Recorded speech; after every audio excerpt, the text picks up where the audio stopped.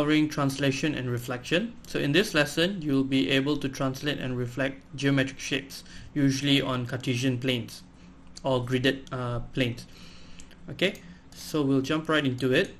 Alright, first we have something called translation. Now translation basically means you're moving a shape along the grid. Okay, so here if you read, it says moving an item in any direction.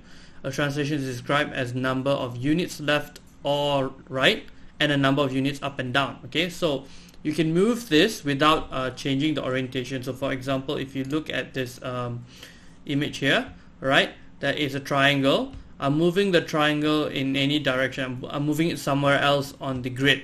Okay, but I'm not changing the orientation. It's still the same, but I'm just moving them elsewhere. Okay, so this is what you're translating. You're translating one object to another place. Okay, so in translation, what will happen is you will have to describe the translation by how many unit space you've moved. Okay, so let's let me get an example here. So I'm going to use this point of the triangle, the point marked as in the red, all right, and describe to you how you're going to explain how many units we've moved.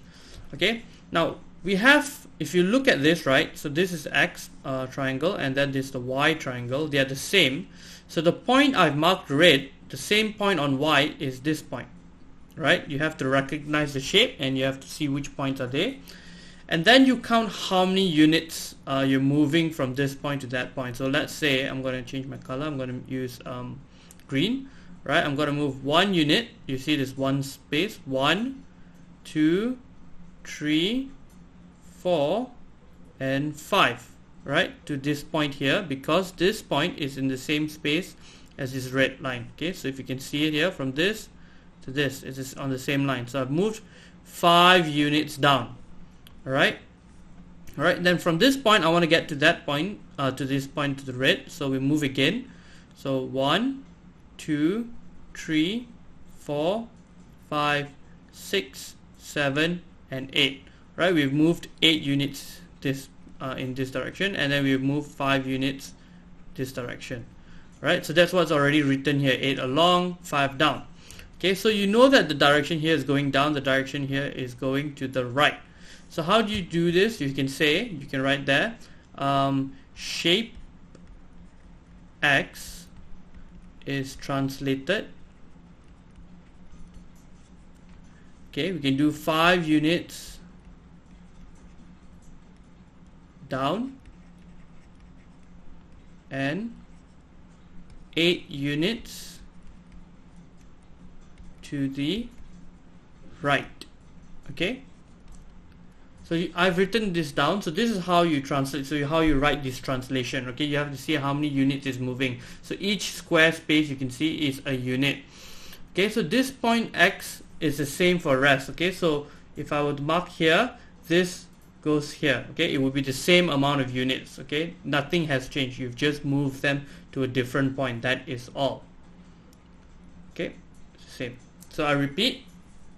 When you describe them, you say the initial shape. So in this case, the initial shape we're looking at is shape X, moving to shape Y.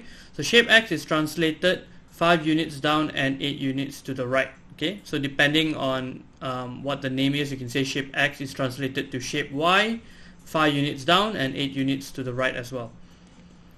Alright, now in this next segment, we have reflection. Okay, so let me just quickly make this changes here.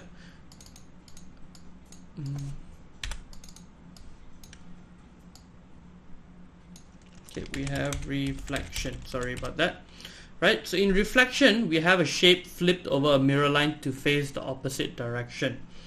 Okay, so what this means is a shape is flipped over a mirror line. So you'll have a line like this. So you can see in this 3 different image, these lines here, right? These are all called mirror line, right? Mirror line. Basically, it works like a mirror. Okay, it reflects something. Okay, now in reflection, let's just say this is shape A. Okay, and this A prime, meaning the reflected image. All right, we reflect the opposite, so directly the opposite. So what happens here, for example, right? I'm going to take the point T. Right, it moves to the mirror plane. The mirror line here. 1, 2, 3 in that direction. Okay, so it also it has to be reflected opposite. So this exactly is reflected to the opposite. So what will happen is after the mirror line, it will move 3 spaces in the opposite direction. So 1, 2, 3. Okay, it's reflected. So you can see all of them would have to move across the mirror line to, you can see, have an inverse image. So the same thing works here. So we have 1, 2, 3, and then you can see 1, 2, 3. Right? So this moves there. And same goes for S. There's only 1 and then 1 here to reflect. Okay. So this mirror line is on the is following on the x-axis. Here is on the y-axis. So again, it applies the same. It works exactly the same, right? We have T here, right? Reflected. We have T in the opposite direction, and we have 1, 2. So 1 and 2. And for R, what we can do is we can use the bottom here. So 1, 2, 3, and 4. Right, so we have to see 1, 2, 3, and 4. Okay, it's reflected along this line. Now the key difference you'll see is when the line is sort of diagonal or in a different direction like this. Okay, this is when you can truly see how it's actually being reflected. Okay, so you can see that in, let's take point S for example. Okay, no, let's take point T for example. Right, T being reflected here. Okay. In this diagonal plane, so let's move along this line to T, to that point in the mirror. Now that is being reflected in that direction,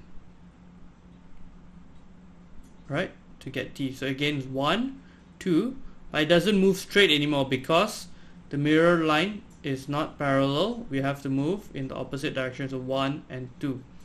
Okay. And same goes for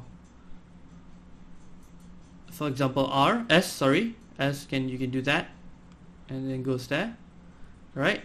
And there's many different ways to look at this. Okay, so this is how a reflection happens. So you have to count how many spaces there are and do the same exact thing on the opposite side of the mirror line, and you will get a flipped image. You can see that the image here is flipped. Okay, it's not in the same orientation. It has been flipped. R is not here. R is on the completely opposite direction.